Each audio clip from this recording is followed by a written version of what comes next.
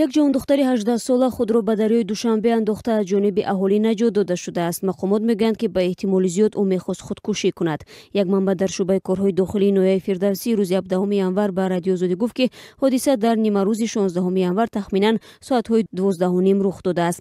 Ба қавли манбаъ Маҳваши назарва дар ин вақт худро аз болои пули воқеъ дар наздикии корхонаи насоҷии Душанбе бо қасди худкушӣ ба дарёи Душанбе партофтааст. Манбаъ афзуд Маҳваши назарваи 18 сола истиқоматкунандаи шаҳри Душанбе будааст. дар шӯъбаи корҳои дохилии ноҳияи Фирдавсӣ ба радиоозодӣ гуфтанд, ки сабабҳои қасди худкушӣ кардани Маҳваши назарва феълан рӯшан нест ва таҳқиқи қазияи ӯ идома дорад. Маҳваши назарва ҳоло дар беморхона зери назари табибон аст. соли 2016 дар Тоҷикистон 327 ҳодисаи худкушӣ ва ё талоши худкушӣ сабт шудааст, ки мавридҳои зиёди он ба занону духтарон рабт мегирад. масъалаи худкуширо созмонҳои мудофиаи ҳуқуқи занон дар Тоҷикистон хеле ҷиддӣ ва нигаронкунанда меноманд ва мегӯянд, дар ҳолатҳои зиёд хушунати хонаводагӣ сабаби ин ҳодисаҳо мешавад.